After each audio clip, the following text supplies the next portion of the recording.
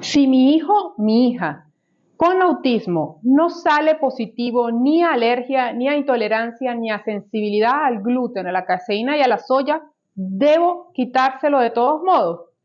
Hoy te lo respondo. Yo soy nutricionista Rosicela, especialista en nutrición clínica y también en autismo. Y como es el mes de abril, el mes de la concientización sobre el autismo, y a mí corresponde la parte de la alimentación, les quiero comentar un poquito sobre las dudas o las principales dudas que se presentan a la hora de cambiar la alimentación en la persona con autismo. Y una de ellas es si la persona no es alérgica, ni intolerante, ni sensible, porque le han hecho ya sus pruebas sanguíneas a estas tres proteínas, ¿por qué debo retirar?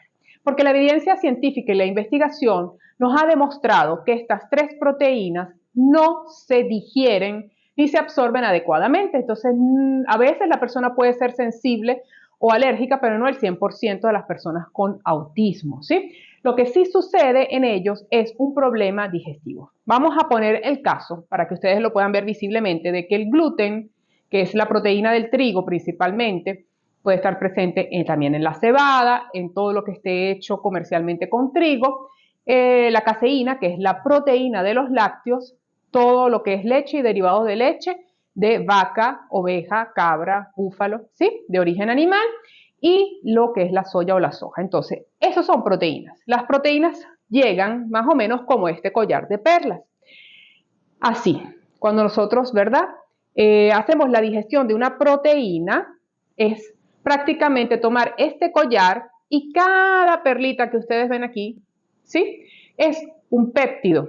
Esto, el estómago, a través de tijeras, esas tijeras se llaman enzimas, deben de dividir este collar en cada péptido, cada perlita separada.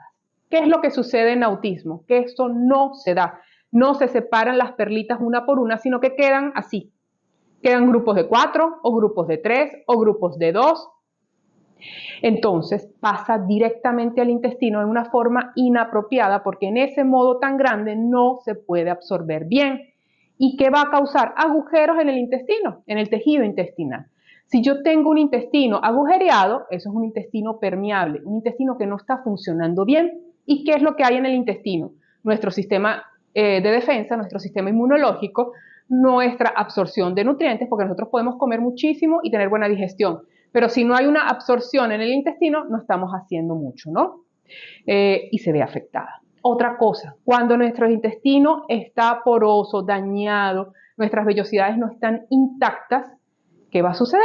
Vienen aquellos organismos oportunistas, como son los hongos, principalmente la cándida, que se va a instalar allí y se va a alimentar perfectamente de todo el azúcar y todos los carbohidratos que nosotros le demos al niño y va a crecer feliz y va a ocasionar problemática, un sobrecrecimiento anormal, lo cual se conoce como disbiosis. Cuando las bacterias malas, los parásitos, las bacterias negativas están en mayoría en nuestro intestino, eso causa una disbiosis intestinal. Entonces, fíjense cómo de algo que comenzó con una mala digestión, por así decirlo, porque no tenemos las enzimas para cortar bien ese collarcito de perlas, terminamos dañando nuestro intestino y el intestino además está conectado con el cerebro, el eje cerebro-intestino, por lo cual vamos a tener mayor toxicidad a nivel cerebral, porque se ha demostrado que hay trozos de estas proteínas en la orina de las personas con autismo y también traspasa la barrera hematoencefálica, esa barrera que protege al cerebro, si logran pasar. Por lo cual, muchas de las sintomatologías o de los signos del autismo, como pueden ser las autoagresiones, los movimientos estereotipados, la agresividad, viene de una intoxicación de estas proteínas en el cerebro y no necesariamente de la condición neurológica en sí. Tenemos niebla mental. Ahora, esto han sido primero hallazgos conseguidos por los médicos que han hecho investigación porque sus propios hijos tienen autismo o han tenido autismo. Y luego la ciencia pues ha apoyado con otros estudios y ya esto está demostrado. Eso no solamente sucede en autismo, también sucede en las personas con esquizofrenia, en las personas con bipolaridad y en otras condiciones de salud. Entonces, realmente estas proteínas se eliminan no solamente en autismo, sino en otras situaciones de salud para mejorar la sintomatología de estas personas. Esto no quiere decir que yo elimino unos alimentos y no se los voy a reintegrar. Yo puedo llevar una dieta libre de gluten porque el gluten no es una proteína esencial. Los seres humanos pueden vivir sin gluten y no les va a suceder nada. El niño no va a tener retraso en el desarrollo, ni en el crecimiento, ni falta de peso, ni falta de estatura, absolutamente nada de eso, ¿sí? Y en cuanto a la caseína sí es una proteína de alto valor biológico, construye masa muscular, pero como lo negativo es más prevalente a lo positivo en el caso de autismo, vamos a utilizar otro tipo de proteína. La carne, el pollo, la albúmina del huevo, no necesariamente debo de dar la caseína. Puedo tener otras fuentes de proteína y si es respecto a fósforo y calcio, podemos otorgarlo con el buen consumo de vegetales. No es imprescindible, es decir, no va a tener un estado de malnutrición, ni de desnutrición, ni de carencia al retirar los lácteos de origen animal. Y en cuanto a la soya o la soja, se presenta con esta misma problemática. Claro, es mucho más fácil porque los productos derivados de este cereal no son tan abundantes como la del gluten y realmente no es tan difícil retirarla de la alimentación del niño.